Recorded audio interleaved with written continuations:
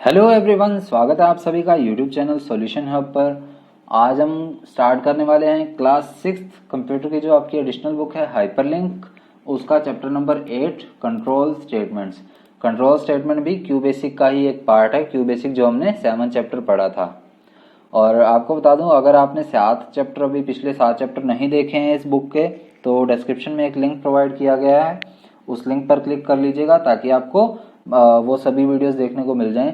उस लिंक पे क्लिक करते ही आपको बाकी सारी वीडियोस देखने को मिल जाएंगी इस बुक की, तो उस लिंक पे क्लिक कर लीजिएगा।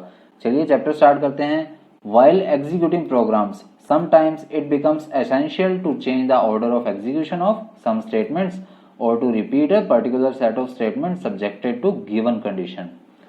अब कई बार क्या होता है कि जैसे हम प्रोग्राम एग्जीक्यूट करते हैं या फिर प्रोग्राम को रन करते हैं, तब कुछ बार क्या हो जाता है कि ये चीज़ ज़रूरी हो जाती है कि उस चीज़ को, मतलब जो भी हमने स्टेटमेंट लिखी हैं उनमें से कुछ को रिपीट करवाना हो या उनका ऑर्डर चेंज करना हो कंडीशन के अकॉर्डिंगली, हमारी दी गई कंडीशन के अकॉर्डिंगली हमें स्टेटमेंट को आगे पीछे करना हो या फिर उसे रिपीट करवाना हो। So these kind of conditions require logical decisions.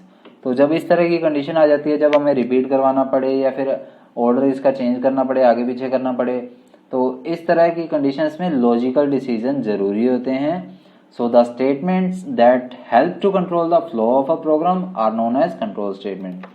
तो जब इस तरह की दिक्कत आ जाती है तो कंट्रोल, जो हमारा फ्लो बना हुआ है उसको बनाए रखने के लिए, उसको कंट्रोल करने के लिए जो स्टेटमेंट्स यूज की जाती हैं उन्हें कंट्रोल स्टेटमेंट कहा जाता है।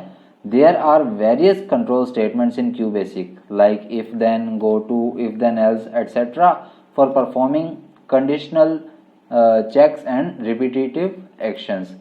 अब इस तरह की कंट्रोल स्टेटमेंट क्यू बेसिक के अंदर जो आती हैं वो कौन कौन सी है? इफ देन है, गो टू है, इफ देन एल्स स्टेटमेंट है, और भी काफी सारे स्टेटमेंट्स है जिससे कि कंडीशंस बनाई जा सकती हैं या परफॉर्म की जा सकती हैं। अब इनमें पहली आती है go to statement. Go to statement का क्या यूज है? In a QBasic program, go to statement is used to transfer the program control from one statement to another. अब जब क्यू बेसिक के अंदर हम प्रोग्राम बनाते हैं तो गो टू स्टेटमेंट क्या काम करता है कि जो प्रोग्राम का कंट्रोल है या फिर एक स्टेटमेंट है, उससे हमें किसी, मान लीजिए पहले से सीधा चौथी लाइन में जाना है, पहले से सीधा पांचवी में जाना है, पांचवी से सीधा तीसरी लाइन में जाना है, तो इस तरह के काम के लिए गो टू स्टेटमेंट का यूज किया जाता है। जैसे यहाँ पर इस एग्जाम्पल में भी देख लीजिए, 5th लाइन में गो टू 20 लिखा हुआ है। और हाँ, ये ध्यान रखिएगा कि अगर आप इस तरह का प्रोग्राम बनाते हैं तो आपको लाइन नंबर लिखने फिर जरूरी होते हैं ताकि गो टू स्टेटमेंट को पता लग सके कि कौन सी लाइन में जाना है। तो यहाँ पर गो टू 20 लिखा हुआ है, तो गो टू 20 पे आते ही ये वापस से सेकंड लाइन में जाएगा और फिर आगे नेक्स्ट एक्शन परफॉर्म करेगा। तो ये सिंटैक्स एग्जांपल देख लीजिए, जैसे 10 यानी कि फर्स्ट लाइन में ए की वैल्यू 1 दी हुई है, सेकंड में बी की वैल्यू क्या है? ए को ए से मल्टीप्लाई किया, यानी कि ए को 1 से मल्टीप्लाई किया और फिर बी को प्रिंट करवा दिया। फोर्थ लाइन में क्या है? ए में 1 ऐड कर दिया। ए की वैल्यू स्टार्टिंग में क्या थी? 1, अब 1 में 1 ऐड करेंगे तो 2 हो जाएगा, फिर वापस से सेकंड लाइन में जाएगा।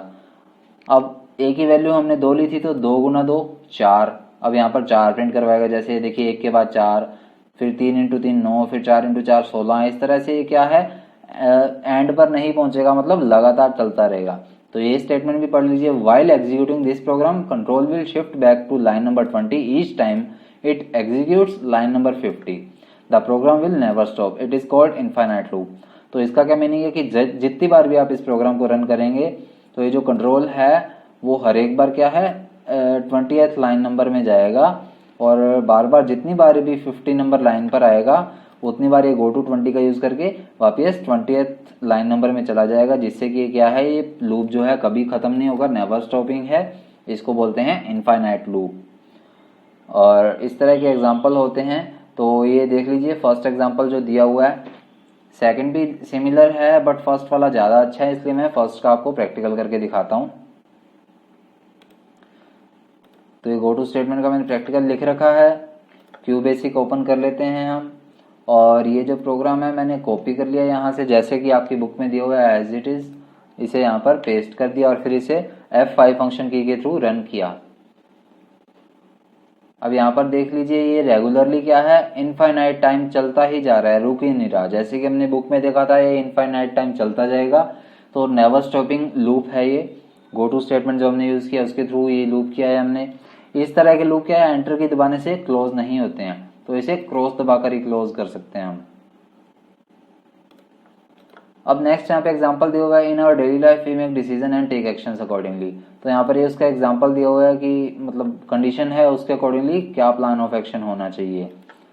तो ये कोई खास एग्जांपल नहीं है, मुझे भी कोई सूटेबल नहीं लगा, तो चलिए नेक्स्ट पर ही बढ़ते हैं। इफ देन स्टेटमेंट है next, so this statement is used for making decisions based on comparison. तो इफ देन एल्स स्टेटमेंट का यूज किस लिए किया जाता है कि हम जो भी डिसीजन आ रहे हैं वो कंपैरिजन करके ही ले रहे हैं। जैसे अगर कोई कंडीशन इफ से कंडीशन आती है, फिर देन के बाद उसकी स्टेटमेंट आती है। जैसे देख लीजिए, if x is x greater than y, अगर x y से बड़ा है तो c की वैल्यू क्या है, c+1। और if $a is equal to class 9th then input name as marks and $am। तो ये इस तरह से इफ देन एल्स स्टेटमेंट का यूज कंडीशंस लगाकर या कंपैरिजन लगाकर उसके थ्रू डिसीजंस लेने के लिए किया जाता है। If the condition is true then the instruction specified after then is executed.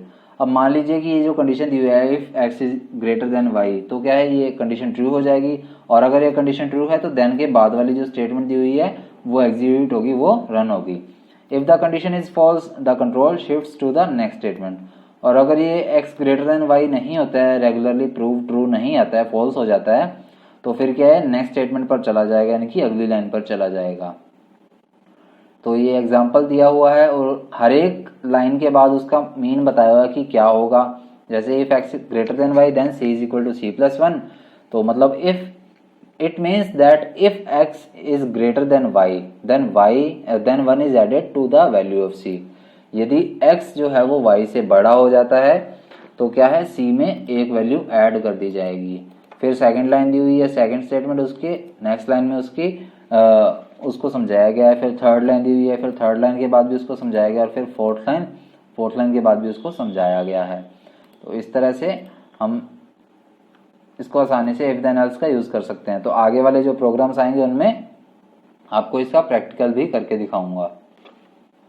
अब ये सिंपल प्रोग्राम इसका दिया हुआ है, इफ देन स्टेटमेंट का ही ये प्रोग्राम है। जैसे हमने इफ देन वाली जो सिंपल वैल्यूज देखी, तो ये पूरा का पूरा इफ देन का ही प्रोग्राम दिया हुआ है। इसमें देख लीजिए, स्टेप 1 क्या है, क्लियर द स्क्रीन। जो CLS कमांड है उसका यूज किस लिए किया जाता है, स्क्रीन को क्लियर करने के लिए किया जाता है। CLS का फुल फॉर्म है क्लियर स्क्रीन, यानी कि क्लियर करना स्क्रीन को।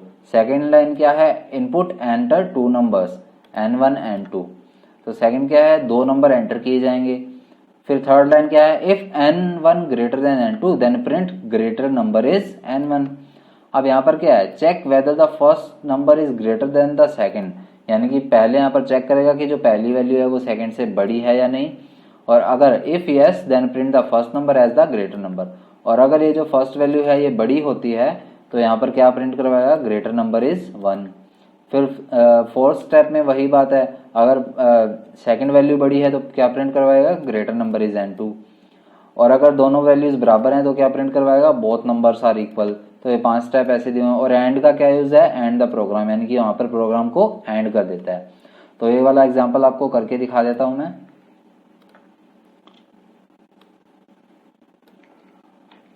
यहां से मैंने कॉपी कर लिया इसे और यहां पर पेस्ट कर दिया। अब ये देख लीजिए, अगर किसी में रेड लाइन नहीं आ रही है, मतलब हमारा प्रोग्राम बिल्कुल सही है। अगर किसी भी लाइन में रेड लाइन आ जाती है तो यहाँ पर नीचे लिखा हुआ आ जाएगा कि एरर इन लाइन नंबर, यानी कि कौन सी लाइन में जो एरर है, और वो लाइन जो है वो पूरी की पूरी रेड दिखाई देगी आपको। तो चलिए, तो ये प्रोग्राम रन हो रहा है, देख लीजिए।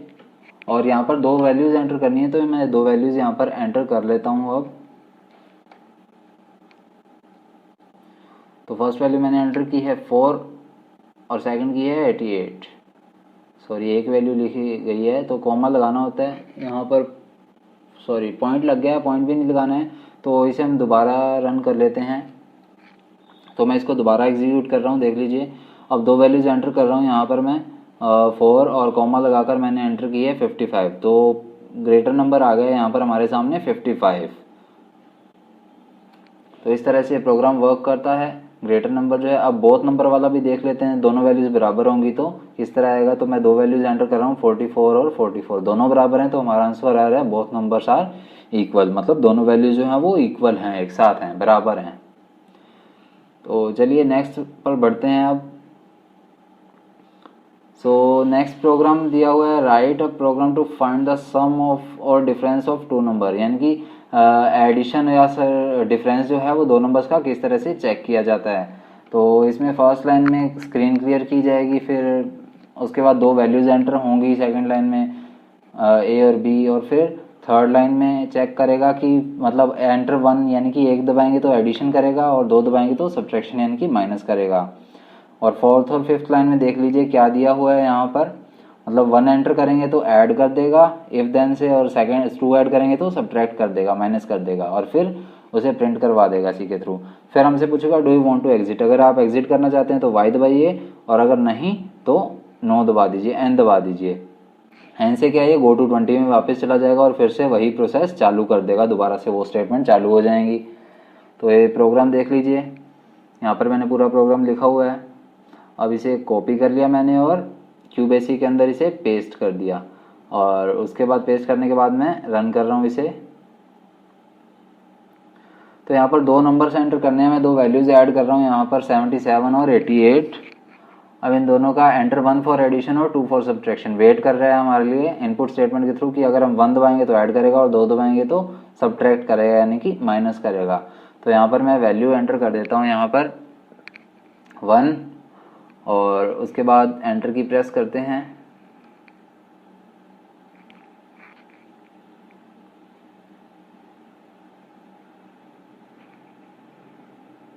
तो ये देख लीजिए 165 इसका एडिशन आ गया, और उसके बाद हमसे पूछ रहा है वांट टू एग्जिट, अगर हम एग्जिट करना चाहते हैं तो वाई या एन में से चूज़ करना है। वाई करेंगे तो यस यानी कि एग्जिट हो जाएगा, और एन करेंगे तो वापस से 20th लाइन यानी कि 20 लाइन नंबर में चला जाएगा।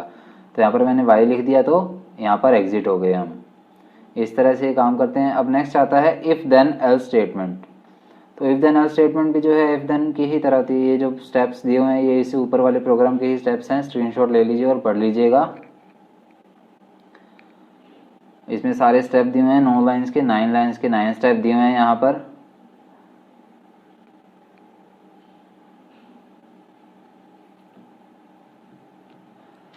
और नेक्स्ट जो है हमारा if then else. If then else में दो एग्जांपल दिए हुए हैं, दोनों ही इफ देन एल्स के हैं, और इसके बाद हमारा चैप्टर ओवर है। सो इफ देन एल्स क्या है, एक decision conditional decision making statement है, यानी कि हम पहले कंडीशन लगाएंगे और उसके बेस पर ही हमारा डिसीजन आएगा। If the condition given after if is true, अगर इफ के बाद वाली जो कंडीशन है वो ट्रू है तो देन के बाद वाली स्टेटमेंट एग्जीक्यूट होगी, और अगर फॉल्स है तो वो एल्स स्टेटमेंट में चली जाएगी। जैसे इस प्रोग्राम में दिया हुआ है, देख लीजिए n की वैल्यू 1 है, अगर n की वैल्यू 100 से कम रहती है तो 30 लाइन नंबर में जाएगा, और अदरवाइज ये चल जाएगा 60 लाइन नंबर में। अब 60 लाइन नंबर क्या है, एंड दिया हुआ है, तो मतलब ये प्रोग्राम जो है वो एंड हो जाएगा। तो इस तरह से प्रोग्राम है ये। और राइट साइड में इसके जो एक्सप्लेनेशन भी दी हुई है, हर एक लाइन की तो स्क्रीनशॉट लेना हो तो वो ले लीजिए।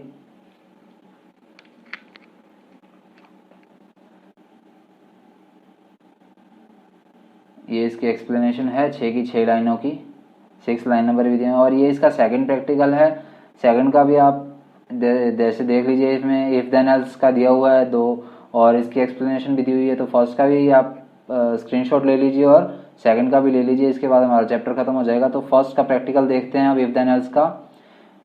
अब इफ देन एल्स वाले फर्स्ट में देख लीजिए क्या है, पहले चलो प्रोग्राम रन कर लेते हैं हम। तो यहाँ पर मैंने इसको कॉपी करके पेस्ट कर दिया और अब रन कर दिया इस प्रोग्राम को। अभी देख लीजिए 1 स्टेप छोड़ के वैल्यूज आ रही हैं, तो हमारा प्रोग्राम देख लीजिए क्या था, n+2 दिया हुआ है, n=n+2 यानी कि हमारी वैल्यू 55 है, तो 55 में 2 ऐड होगा, फिर 55 में 2 ऐड होगा 57, फिर 59, 61, इस तरह से दो दो वैल्यूज जो हैं वो ऐड होती जाएंगी। तो इस तरह से प्रोग्राम वर्क करता है हमारा, दो दो वैल्यूज जो है वो ऐड होती जाती हैं इस तरह से। और ये सेकंड प्रोग्राम है, चलिए इसको भी कॉपी कर लेते हैं। ये कॉपी कर लिया मैंने और यहाँ पर ये पेस्ट कर रहा हूँ। इसमें एडल्ट और नॉट एडल्ट है, यहाँ पर एरर आ रहा है, ये देख लीजिए। जैसे मैंने आपको बताया था पूरी लाइन जो है रेड हो जाती है, और नीचे बताया था कि क्या एरर है। तो यहाँ पर नेम डॉलर आएगा, वेरिएबल है ये, स्ट्रिंग वेरिएबल है, तो नेम डॉलर और नीचे वाली लाइन में भी, फोर्थ लाइन में भी सेम आएगा, नेम डॉलर आएगा। और अब सिक्स लाइन में दिखा रहा है, सिक्स लाइन में भी नेम डॉलर आएगा। और शायद बुक में एरर हो सकता है, तो कोडिंग आती है मुझे, तो मैंने कर लिया है सेट। और आपको अगर नहीं आती है तो सीख लीजिए। और प्रोग्राम को अब प्रॉपर हो चुका है, आप इसे रन कर लेते हैं प्रोग्राम को। ओके आ रहा है, यहाँ नीचे लिखा हुआ है देख लीजिए, पहले रेड लाइन आ रही थी तो एरर था, अब ओके है। तो चलिए प्रोग्राम को रन करते हैं। ये देखिए यहाँ पर हमारा नेम और एज पूछ रहा है, तो यहाँ पर नेम ऐड कर देता हूँ मैं सौरभ, और एज ऐड कर देता हूँ 22। तो यहाँ पर लिखा हुआ Saurabh 22, you are not an adult. यहाँ पर सॉरी कोमा लगाना था, कोमा लगाना रह गया है, तो इसे दोबारा से रन कर लेते हैं प्रोग्राम को। तो इसे दोबारा से मैंने रन किया और फिर एंटर किया, नेम एंटर किया सौरभ, और फिर कोमा से इसको सेपरेट किया और एज एंटर कर दी 22। और अब इसे एंटर की प्रेस की तो ही Saurabh you are an adult. Adult means 18 या 18 अबव वाले एडल्ट होते हैं। तो मेरी एज 22 लिखी हुई है तो एडल्ट हूँ मैं। और अगर हम 18 बिलो लिखते तो वो you are not an adult लिखा हुआ आ जाता है। इस तरह से प्रोग्राम वर्क करता है। और इसी के साथ प्रोग्राम पूरा हो गया और हमारा जो चैप्टर भी है वो भी कंप्लीट हो चुका है इसी के साथ। और इस तरह से कंडीशनल डिसीजन मेकिंग स्टेटमेंट्स जो हैं वो वर्क करती हैं। दोनों प्रैक्टिकल इसके पूरे हो गए हैं। ब्रेन डेवलपर इसके क्वेश्चन आंसर पेंडिंग है, वो हम नेक्स्ट वीडियो में जल्द ही कंप्लीट कर लेंगे। 1-2 दिन में वीडियो भी अपलोड हो जाएगी।